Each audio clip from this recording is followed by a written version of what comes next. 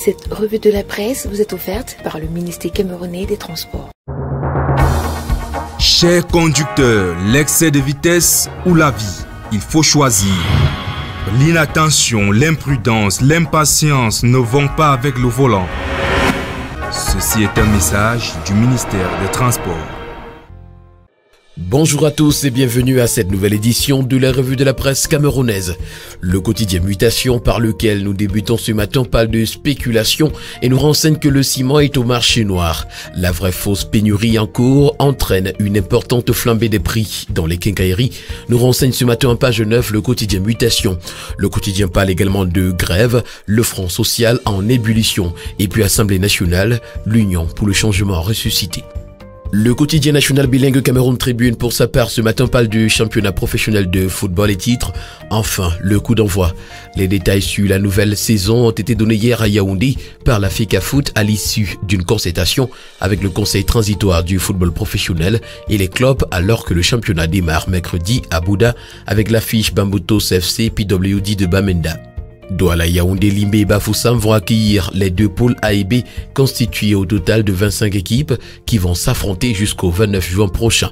L'information ce matin, vous l'aurez des pages 28 à 29 du quotidien national bilingue Cameroun Tribune.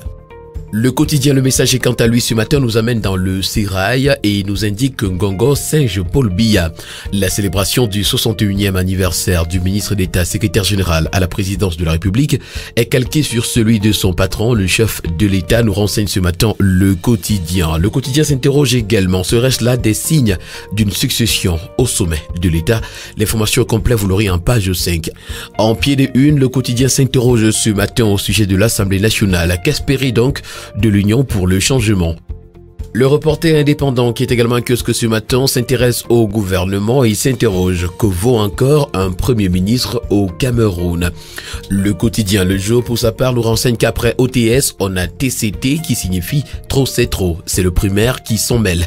Les enseignants des écoles publiques rejoignent le mouvement de protestation qui sévit dans les établissements secondaires. On parle également en petite une d'examen 2021, des résultats inquiétants en mathématiques. D'après le palmarès publié par l'Office du baccalauréat du Cameroun, le taux de réussite n'a pas dépassé 7% dans certaines séries. Ambroise Com s'exprime également ce matin: l'enseignant doit éduquer l'enfant des autres alors qu'il ne peut pas nourrir le sien. Le vieil enseignant s'indigne ce matin. Toutes ces informations et bien d'autres, vous les retrouverez dans les colonnes du quotidien Le Jour. Le Pélican parle des mesures prises par le chef de l'État pour répondre aux doléances des enseignants ce matin et nous renseigne que les gouverneurs sont appelés à renforcer la communication de la communauté éducative et des populations en général. Le quotidien L'Info à chaud, qui parle également de cette affaire, nous renseigne qu'au ministère de la fonction publique, on a déjà 1424 dossiers d'immatriculation des enseignants traités ce lundi. L'information vous l'aurez en page 3. Le tri-hebdomadaire Le Soir parle également du renforcement de la communication sur les mesures fortes du chef de l'État pour satisfaire les enseignants. Les directives du ministre de l'administration territoriale au gouverneur des régions est à retrouver. Le ministre de l'administration territoriale vient de prescrire aux autorités administratives le renforcement de l'information de la communauté éducative et des populations en général dans leurs unités de commandement respectifs et la sensibilisation des parents d'élèves sur les risques d'instrumentalisation de leurs enfants par des acteurs politiques et de la société civile irresponsables. L'hebdomadaire La Terre Promise qui en parle également, titre: revendications légitimes et soupçons de manipulation. Le président de la République Paul Biya engage le gouvernement à poursuivre le dialogue social avec les syndicats d'enseignants en vue d'une solution concertée et appropriée aux doléances exprimées. Du côté du mouvement OTS, les lignes de fracture apparaissent entre ceux qui appellent à la trêve et ceux qui demandent le maintien de l'opération Crémorte. Retrouvons également dans les colonnes de La Terre Promise Hebdo ce matin la coopération entre le Cameroun et la Banque mondiale qui tourne au vert. Union RDPC-UNDP, jusqu'où tiendra l'alliance? Championnat et les douanes et tout, balle au centre. Monseigneur Samuel Cléda, la lettre qui fait mal et puis guichet unique des producteurs. Le FODEC lance le paiement des subventions. L'hebdomadaire Le Point parle également de la grève des enseignants ce matin. OTS, MINSEC, MINDUB, MINFROPRA et MINSUP a viré titre ce matin, donc le journal.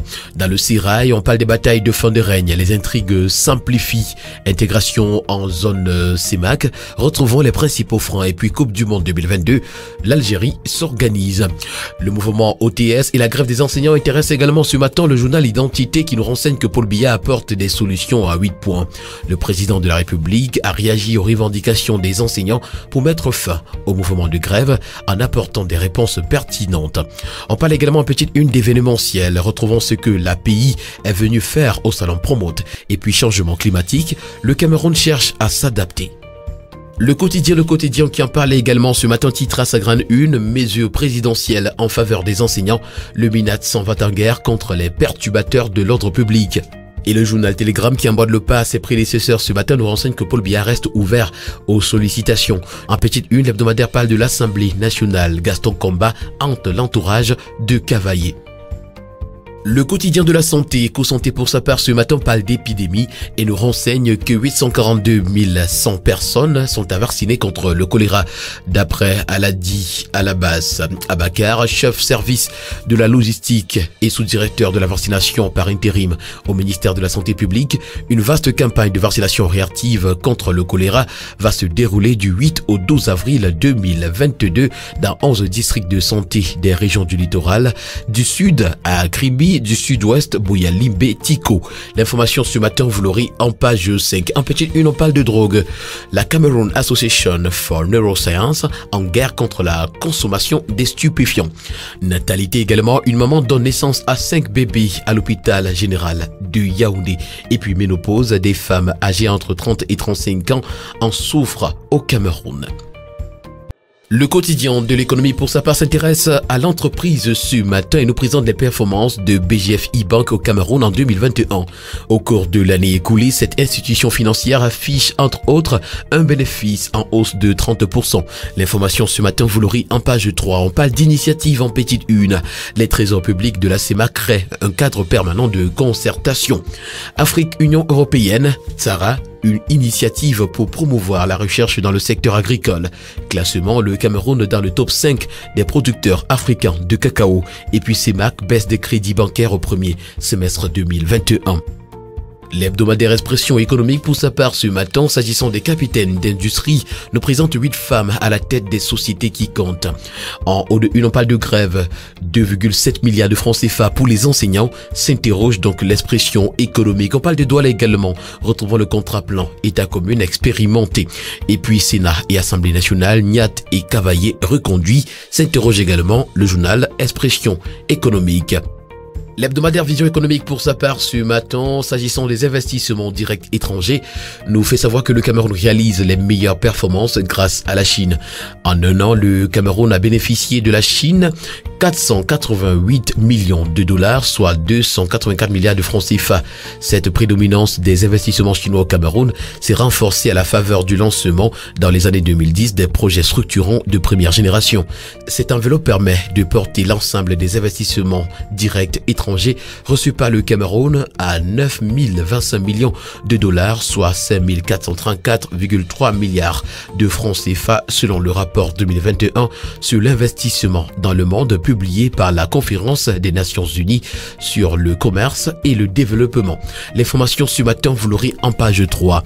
En petite une, on parle de l'exploitation forestière comme le principal vecteur de la croissance dans le secteur primaire. Mesdames et messieurs, c'est avec l'hebdomadaire Vision économique que nous mettons un terme donc à cette autre édition de la revue de la presse camerounaise. Merci de l'avoir suivi et rendez-vous demain pour une nouvelle édition. D'ici là, portez-vous bien et surtout n'oublions pas qu'acheter un journal, c'est participer à l'édification d'une société libre. Bonne journée à tous.